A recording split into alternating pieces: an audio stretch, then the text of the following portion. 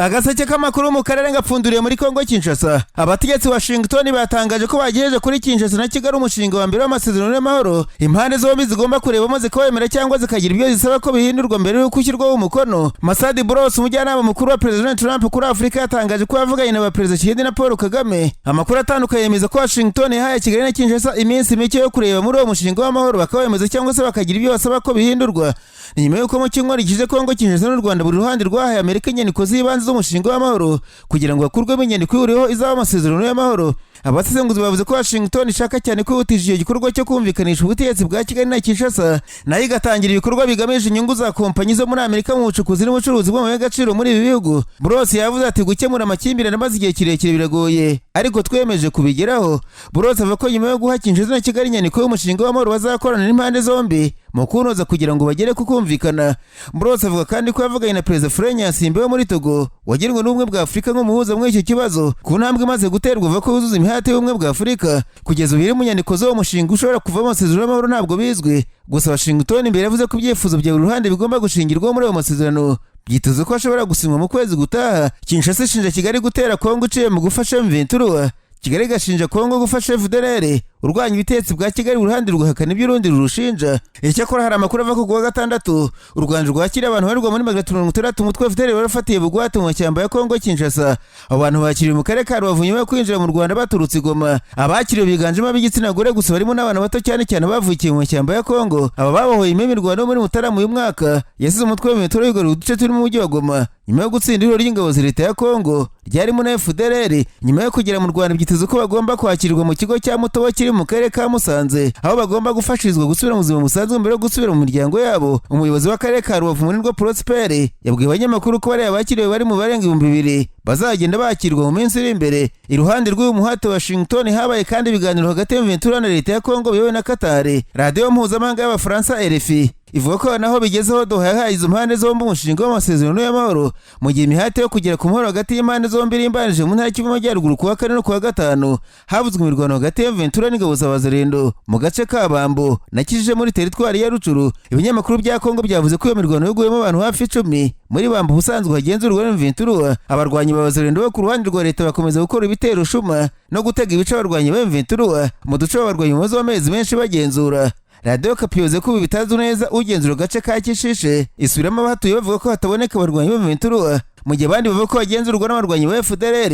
Ntaravu muri Kongo Kinshasa ariko nanone mubwira ko abagabo bakuru b'ingabo za Kongo n'u Burundi ku wa gatatu bahuriye muri Uvira mu nama bere umuhezo mu gace gatutumbamo intambara. Inama ivuga ko ishobora kuzana impinduka zikomeye mu bikorwa bya gisirikare byo kurwanya M23.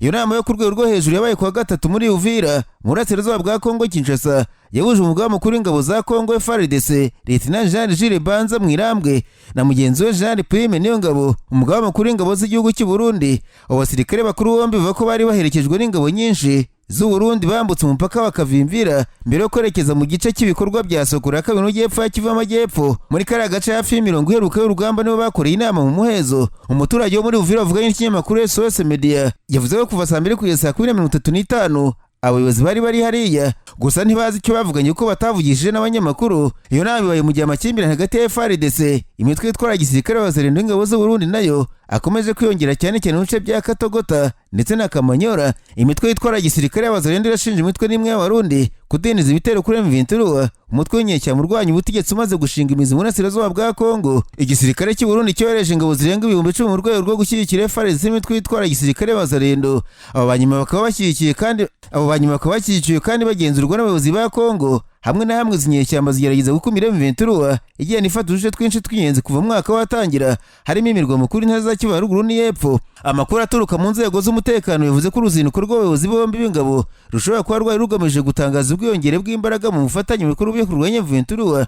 Umusesenguzi wavugisha SOS Media yavuze ko barimo kwitegura intambara. Ibikoresho bishya bya gisirikare byarabonetse harimo indege zitagira pilote za drone ziri ikindu aho ni Maniema ni Bujumbura. Imirwano iherutse kwiyongera mu turere twinshi two muri Kivu Amajyepfo cyane cyane mu gace ka Kazi muri teritwari ya Warungu na Rugeze muri teritwari ya Fizi aho ingabo za Kongo zishyikiwe n'inyeshyamba zaho n'ingabo z'Abarundi zikunze gukozanya n'inyeshyamba za M23 n'umutwe wa Twahirwa. Inama yarangiye mu masaha zitagana mu masaha 10:50 abajenerali bombi bahagurutse Uvira berekeza Bujumbura ntacyo batangarije abanyamakuru. Hasigara gushidikanya ku byemezo byafashwe muri iyo nama yabaye mu muheza ariko itari ibanga. Nararanganije amaso ibinyamakuru byandikirwa muri Uganda, abanyamakuru bashyize amakaramu ku mpapuro barandika. Baretse ko umunya-Uganda Ruto wahoze ari ambasaderi w'iki gihugu muri Canada akirukanwa azizwa kubangamira abatavuga n'ubutegetsi muri Canada. Yareye ko atigeze ashyigikirira ishyaka riri ku butegetsi rya Perezida Museveni kuva yabaho, ngo asanzwe n'umurwanashyaka w'ishyaka ryitwa Uganda People's Congress. Madame Aceng yirukanwe muri Canada umwaka ushize, aho yari amaze imyaka 7 ari ambasaderi wa Uganda azizwa kwambara ibirango by'ishyaka riri ku butegetsi akazonga abarwanya Museveni. Ikinyamakuru Daily Monitor cyavuze ko uyu mugore yabwiye abanyamakuru ko atigeze n'imwe mu ishyaka riri ku butegetsi, hamya ko yemeye kujya kuba ambasaderi wa Uganda muri Canada kuko yubaha ubutegetsi gusa. Mu mashusho yagiye hanze icyo gihe umugore Ruto Aceng agaragara yambaye imyenda y'umuhondo isanzwe iranga ishyaka riri ku butegetsi muri Uganda n'amadarubindi y'umukara anganye n'abarwanashyaka bene UP muri Canada baje kumurega ko igihugu kibangamira uburenganzira bwa muntu ku batavuga rumwe na leta yabo baba muri Canada. Nyuma y'amashusho ubutegetsi bwa Canada bwaramwirukanye mu masaha 72 ko yabaviriye ku butaka agaruka mu gihugu cya Uganda. Muri Uganda hari umwuka w'amatora ya perezida umwaka utaha, ariko ngo watangiye no gushyuha. Muri ayo mashusho Madame Ruto Aceng yumvikana abuza abarwanashyaka bene UP kwitwara nabi, ababwira ati umuntu ashaka kuvuga ko ari Perezida Museveni kandi ubiri inyuma. Ikinyamakuru Daily Monitor cyavuze ko Madame Ruto Aceng ngo aticuza kuba yarabikoze akirukanwa muri Canada kuko agomba kuvugira Perezida Museveni wamuhaye umwanya, ati simbyicuza byari ngombwa guhagarara kuri Perezida Museveni. Uyu mugore yavuze ko yiteguye guhatana intebe y'umudepite kuko nubwo isi yamujugunye abaturage bari basanzwe bamutora batazamujugunya nabo. Agaseke k'amakuru mu karere ngafunikira muri Kenya, abanyamakuru bakojeje ba muri no barandika. Banitwa Vice President wa Kenya Rigathi Gachagua yatangaje ko yicuza ko yarumviye Perezida Ruto akamwangisha Kenyatta wahoze ari Perezida wa Kenya, nawe akabyemera kubera kureba hafi. Ikinyamakuru Ruto cyavuze ko bwana Gachagua mu kiniga cyinshi yavuze ukuntu yahoze ari magara ntunsigaye wa Kenyatta akaza kugwa mutego w'uriya muto akisanga barashwanye nta kintu bapfuye uretse mu nyangire. Gachagua yavuze ko arasanganwa ubucuti na Kenyatta kandi ko bapanganye kuba perezida bigakunda. Uyu munyapolitiki uvuga gushyira umutima we wose kubyo agiyemo yavuze ko yisanze wiriya muto yarabinjiriye bikarangira barabavaniwe bayabanze, ariko ngo arabyicuza cyane. Rigathi Gachagua yavuze ko Kenyatta ari wamuhuje na Ruto, ndetse ko mbere hose atumaga impamvu atashaka ko yasimburwa na Ruto, ariko ngo amaze kumenya ukuri kose nubwo yombi bimenyeruka. Mu bidasanzwe Gachagua ngo ashimagije imitegekere ya Kenyatta, ndetse agaragaza ko Kenya yagize amahirwe ko yaremeye kubabera perezida nubwo ngo yasimbuwe na Sekibi. Bwana Gachagua yavuze ko yaza kumvira Kenyatta buriya Ruto ntabe perezida wa Kenya, igihugu kitaba kiri bumworera kirimo uyu munsi nubwo amatora muri Kenya 2027. Gachagua yavuze ko bahugiye mu gukosora amakosa yose yakoze hambere kugeza atandukanye Kenyatta agashyigikira uwo yita impyisi. Muri Afurika bambwira ko Minisitiri w'Ububanyi n'Amahanga wa Afurika y'Epfo Ronald Lamola yatangaje ko Perezida Ramaphosa agiye kugira uruzinduko muri Amerika, aho azahura na Perezida Trump ku itariki 21 z'ukwezi kwa gatanu. Mu kiganiro na France 24 Ronald Lamola yavuze ko uruzinduko rugamije kongera kuzahura umubano hagati y'ibihugu byombi. Yavuze ko abakuru b'ibihugu byombi bazaganira ku bibazo bireba umubano, akarere ndetse n'isi muri rusange. Uruzinduko rutangiye mu gihe muri iki cyumweru ubutegetsi bwa Trump bwashyiriweho Abanyafurika y'Epfo b'abazungu 49 bwemerewe ubuhungiro ko ngo bahohoterwa kubera irondaruhu. Gusa Perezida Ramaphosa agaragaza ko nta bimenyetso bifatika bihari byerekana ko abazungu bahohoterwa muri Afurika y'Epfo, agashimangira ko leta ya Amerika yasobanuye ibintu nabi. Umubano hagati ya Afurika y'Epfo na Leta Zunze Ubumwe za Amerika warushijeho kuzamba muri Mutarama uyu mwaka, ubwo Trump yahagarikaga inkunga yose Amerika yageneraga Afurika y'Epfo,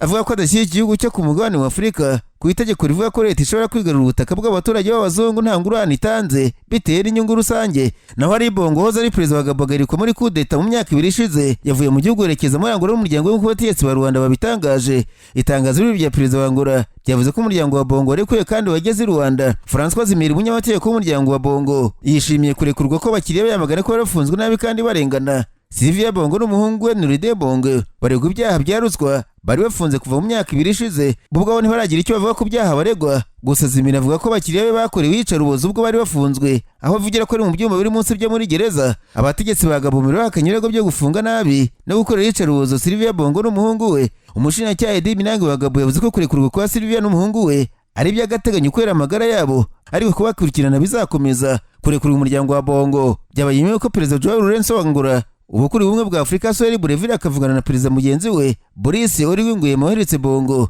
kandi watsinze amatora mu kwezi gushize. Ari Bongo ufite se Omar Bongo wategetse Gabon mu myaka 40, nawe yamaze imyaka 14 ku butegetsi mbere yo guhirikwa na Oligui mu myaka 2 ishize. Nyuma y'uko yeretswe Bongo yafungiwe mu rugo aho yagumye, nubwo abategetsi ba Gabon bavuga ko ngo yemerewe kwidegembya uko abishaka. Avuga kuri uko kurekurwa, umukuru atavuga n'umutegetsi muri Gabon Alain Claude Bilibinze yavuze ko Perezida Oligui yaciye bugufi ku busabe bw'amahanga nyuma y'icyo buri wese yumva ko ari ikoreshwa nabi ry'ubutegetsi. Sylvia Nuride Bongo bombi bashinjwa kunyereza umutungo w'igihugu. Sizive bagashinjwa n'iyeza ndonke no guhimba inyandiko. Mu myaka 14 yamaze ku butegetsi ari Bongo n'umuryango we bashinjwe kwiguzaho umutungo w'igihugu. Ibirego bose bahakanye, nubwo Gabari igihugu gikungaye ku bitoro, kimwe cya gatatu cy'abaturage bayoboweho munsi y'umurongo w'ubukene nk'uko imibare itangaza runini bitangaza. Reka nsoze mbabwira ko mu gitondo cyo kuwa gatandatu umujyi wa Biropiri mu majyaruguru y'Uburasirazuba bwa Ukraine hagabwe igitero cya drone n'igisirikare cy'Uburusiya cyahitanye abasivili 9 bari mu modoka, abandi 7 barakomereka. BBC yatangaje ko imodoka yari itwaye abagenzi yerekezaga yitwa Isami